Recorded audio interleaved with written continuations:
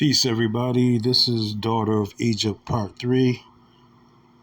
I left off in the last part, giving some insights into how the Israelite cities had Egyptian names, but I want to back up and give some broader context and a clear chronology, a clear sense of time, the time scale that this took place on.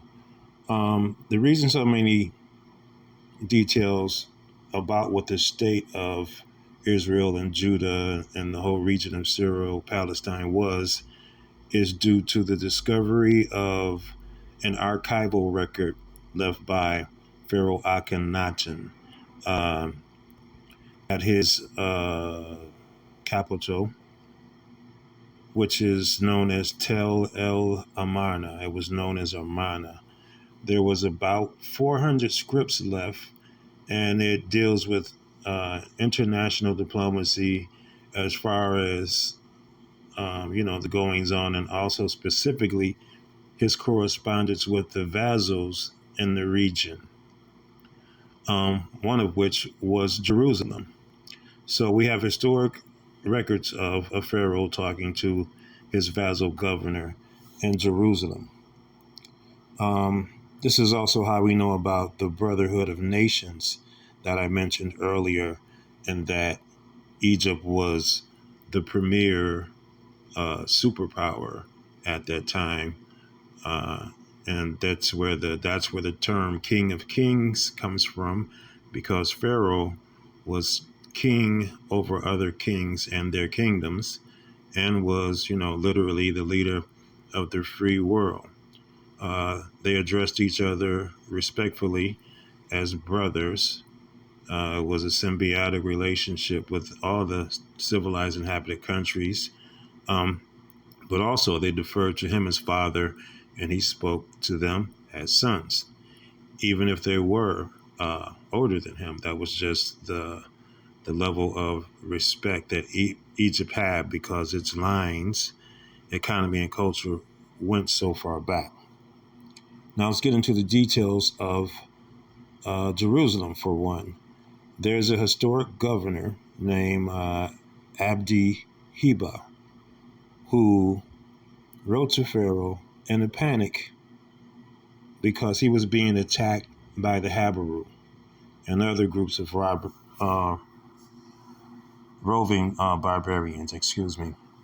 So he states in one of these archival texts that Jerusalem was founded in your name. You have set your name upon the city. Why do you not protect it? Right? So this king is pleading to the Pharaoh to protect Jerusalem. And I'm going to tell you why that's important. And there's another reference of the governor of a town called Akko. And he says, why do you not protect Akko? Akko is Egypt itself. So these correspondences cover a time span of about 1360 to 1332. There's about 400 tablets, and roughly 60 of them, I think it's 58, are like these panicked Mayday messages to Pharaoh that these places are being overrun by barbarians. So clearly, they saw him as the protector. Now here's where we get to the tricky part about the name Jerusalem, and why Abdi Heba would say that Pharaoh placed his name upon it. There is no Pharaoh named Jerusalem. But if you put it again in its etymological text, its Kemetic linguistic text, the word is Jerusalem. Horus, who is the incarnate Osiris, or the Prince King, they all identified with being the reincarnation of Asar in Horus. And upon their coronation, they had what was called, or what Egyptologists refer to as Horus names. They have 5 separate epithets that involve the theophoric name Horus. One was Horus keeps the combatants at peace. So he's sort of a police officer. He's like the highest form of authoritative militaristic power. So, as is stated in the archives, the Amarna archives, he was kind of keeping the peace among these barbarians and the vassals at Jerusalem. So Jerusalem is a corruption of Jerusalem. Heru's peace. Or if we took the full epithet, it is Horus, keeper of the peace, or Horus keeps the peace or makes the peace among the combatants.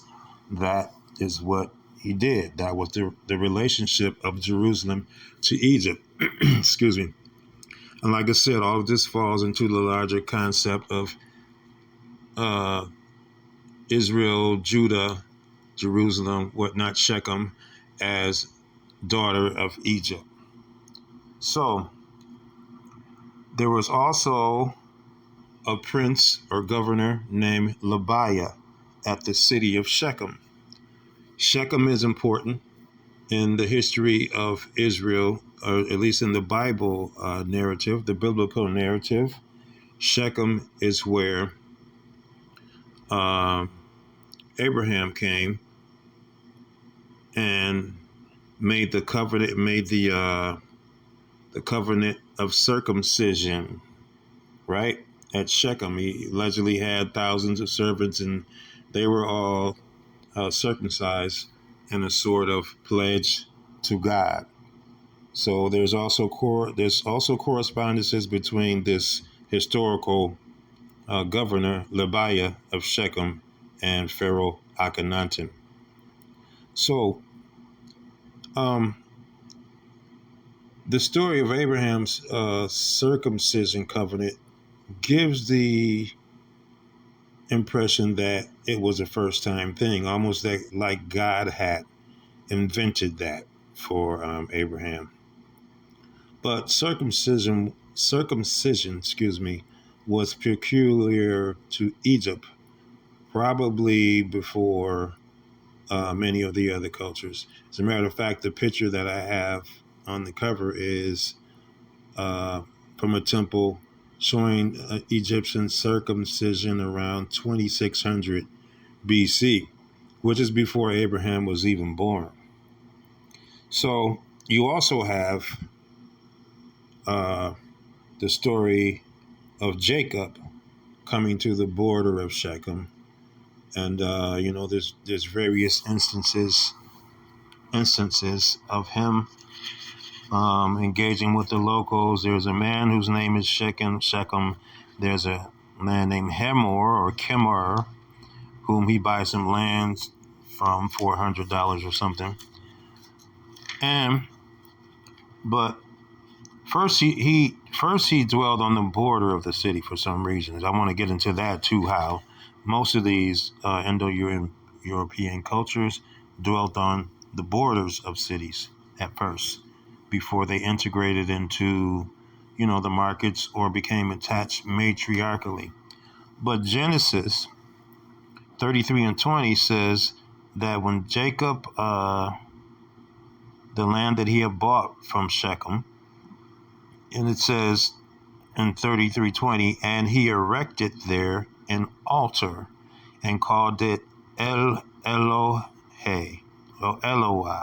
Israel. Elohah, Israel.